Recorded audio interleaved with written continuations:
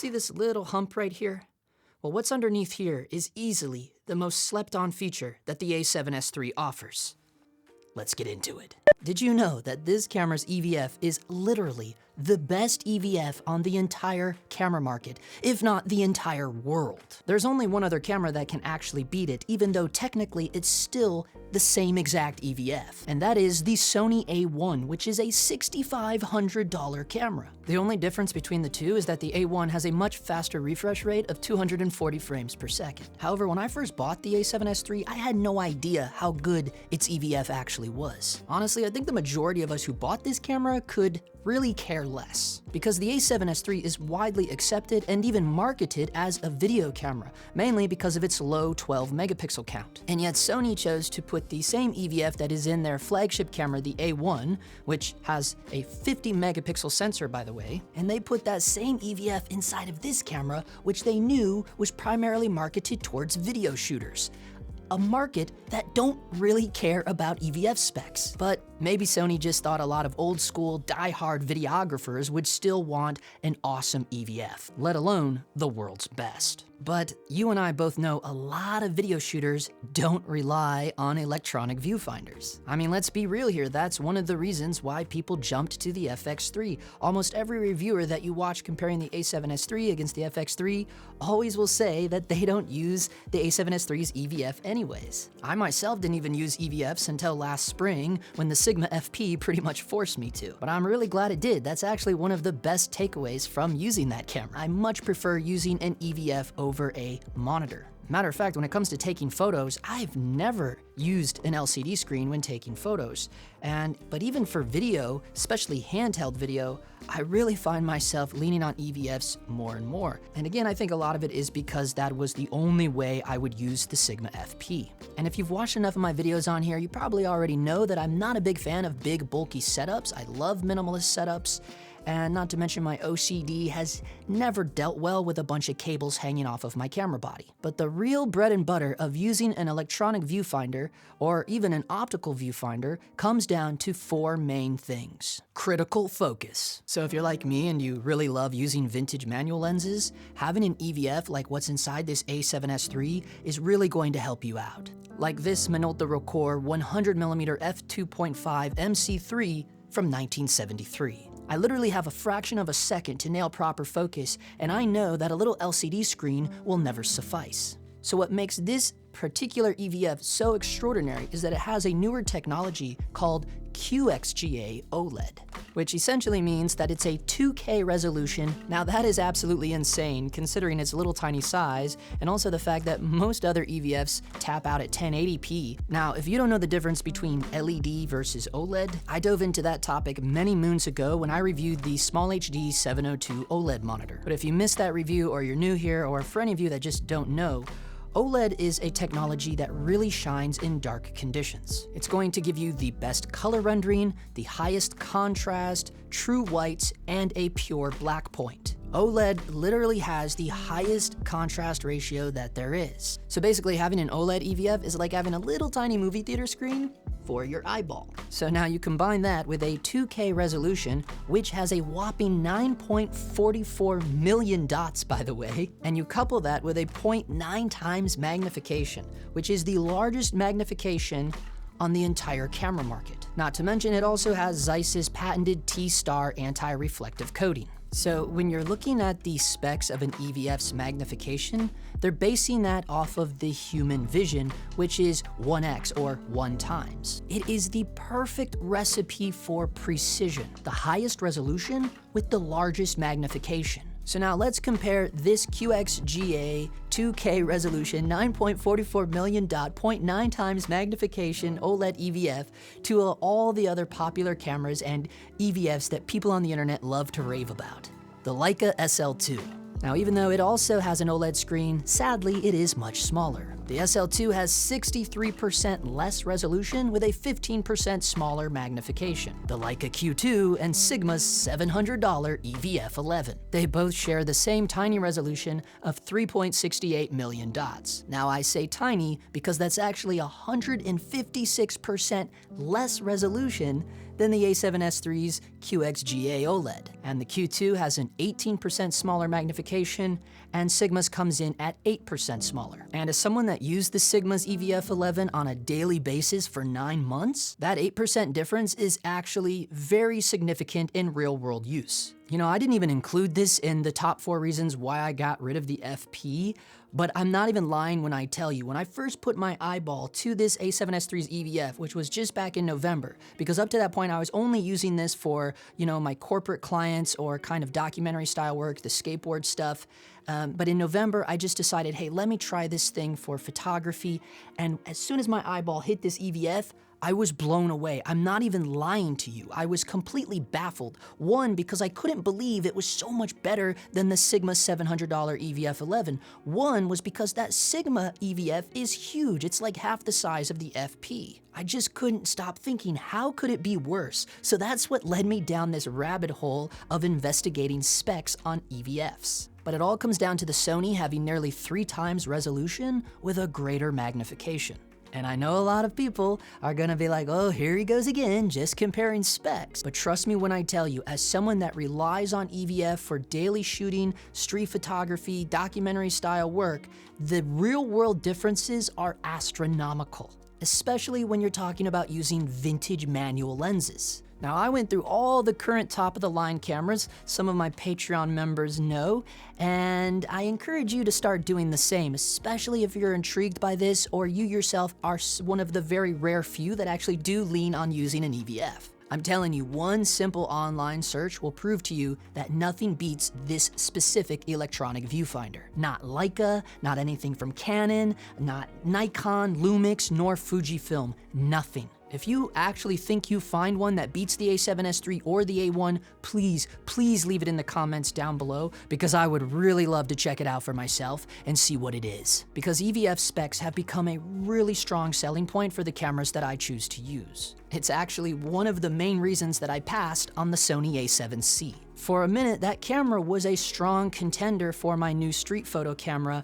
because it could also be used as a solid B cam next to my a7S III. However, I'm not really in the market for B cam. None of my corporate clients even care about B cam work. So, but also what it really came down to was the a7Siii's poor EVF. It has a very low resolution with a very tiny magnification. One of the worst magnifications on the market, as a matter of fact. I just knew that because I only use EVF on the street for the most part, I knew that using the a7Siii would be a very unenjoyable street camera. It would have been like taking a huge step backwards using an EVF with that poor specs. Now, there is one caveat when talking about an EVF's magnification, and that is if you wear glasses, because if the magnification is too large for your glasses prescription, it could hinder you from seeing the edges of the frame. However, I would at least hope that we can all agree that a screen with a high resolution is the better choice for nailing critical focus, especially if you're using vintage lenses, or you're shooting in low light conditions, or using any sort of diffusion filter.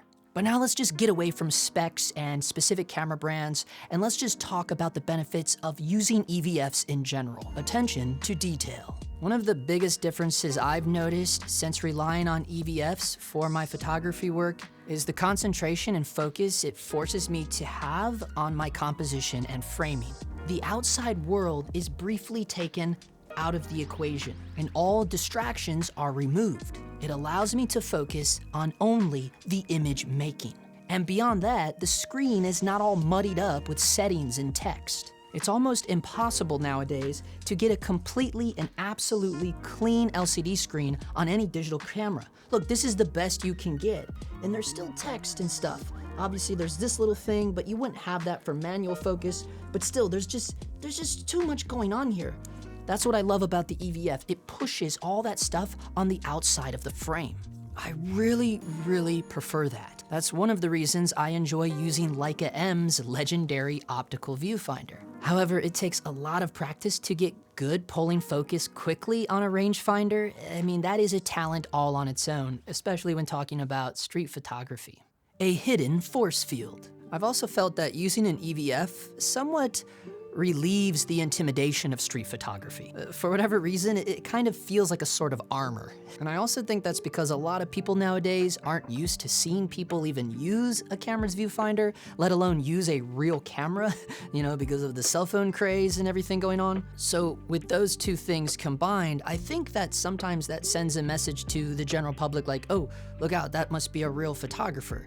Now, in the terms of street photography, that may not always be what is desired. Some people try to be more discreet. However, I've never understood that phrase, discreet street photographer. That seems like a bit of an oxymoron to me. To me, the only way you could be a real discreet street photographer, quote unquote, is if you're like hiding out in the bushes or up high in a window with a long telephoto lens. There's no way around it. Eventually, you're gonna have to put a camera in someone's face. There is nothing discreet about it. So, nonetheless, the EVF to me kind of serves as a barrier. Like, oh, I'm not really here right now because I'm just observing you through this little tiny window. Extra stability. So this topic is really camera 101, but there's no denying it. We should still mention it because jamming your eyeball into an EVF is literally providing another point of contact for stability, especially if your arms are positioned properly, tucked into your torso and not flapping out like big chicken wings. So basically when you do this, well, now you are like a human tripod. So there you go, that's my take on EVFs, and specifically the strongest point of the EVF on the A7S III. It's really one of the main reasons, one of two main reasons why I started using it. Well, actually, one of lots of reasons why I started using this camera instead of the FP for street photography. You all know how bad the electronic shutter f***ed me, but really it comes down to this amazing EVF, world class, world best, the amazing low light performance, but actually it was pretty comparable to the FP, I'm not gonna lie about that, but the autofocus of this thing is insane. But like I said, if you're not relying on autofocus and you are using vintage lenses, you're not gonna get awesome focus without such an amazing EVF. This world-class leading EVF is one of the reasons why I love using the A7S III for street so much. But alas, the camera body is still a little too large for me, just my own personal preference. This doesn't really appeal to me as an everyday carry street photo camera. Don't get me wrong, it's not bad. It is pretty lightweight, but it's not quite what I would like it to be. And personally, for me, the A7Siii isn't actually all that quite smaller than this one. So yeah, a lot of you were guessing it was the A7Siii for my new little kind of jack of all trades camera, but no, sadly that EVF kept me away from that camera. But here you go. In my opinion, if you don't care about the body size or a very low megapixel count of 12 megapixels, I really do think the A7S III is like the perfect Swiss Army knife camera. It is the perfect hybrid camera when you break it down. The reality is, even with 12 megapixels, you can still do really excellent, superb prints all the way up to 16 by 24. I know that's not a huge print, but still, most of you aren't printing anyway, so even if you were to do it, 16 by 24 is definitely still large enough where you can make a little bit of money off of it if you chose to do that. You could even push it all the way to 20 by 30, but again, you wouldn't get the most excellent results. You'd be really pushing it. I think you'd want to stay at 16 by 24 for the most superior results. I really do think the A7S III is the king of hybrid cameras. And by that, I mean it does everything. It really does. It's an amazing little camera. I'm not trying to sell you on it. I could care less. And already, again, the video specs are insane, but come on, you already know all this, right? I'm not trying to convince you to buy this camera. I'm just saying, yeah, I think it is better. I think it is better than what I was using before. But again, I didn't buy this to replace the FP. I bought this for its own purpose. I had the FP for its own purpose. I told you why I bought this camera. I bought it for my corporate clients. I bought it for documentary shooting.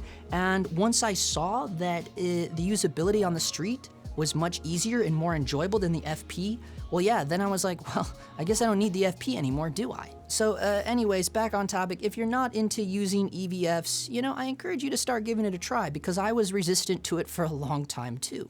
I think the thing with EVFs is that the camera body has to be compatible for it.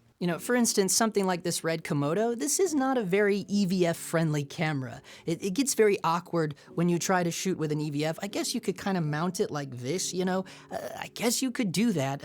I just never had a good go with it. I did try using the Portkeys EVF with this some time ago, and I don't know, it was hard to get into, I'm not gonna lie. And that's the thing about, you know, these kind of hybrid mirrorless cameras. They're really ideal for both stills and video.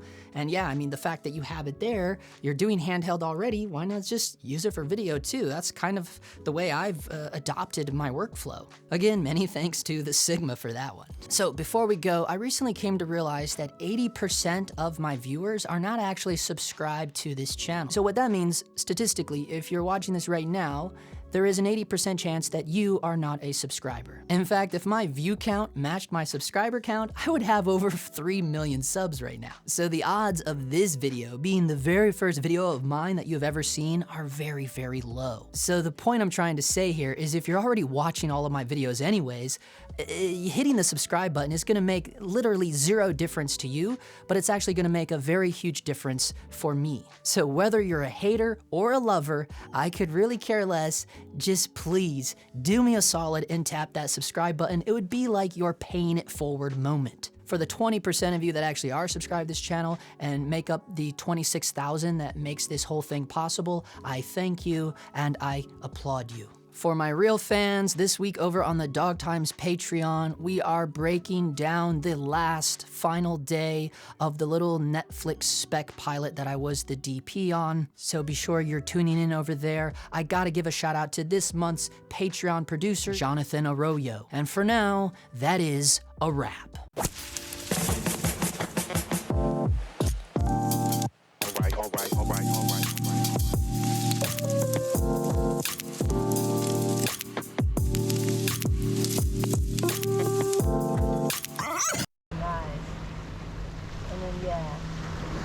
How about let's just get you this standard, let's do one where you're just not twirling, and you're just more like, just playing with your eyes and your face.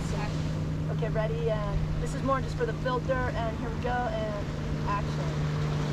Yeah, that's cool.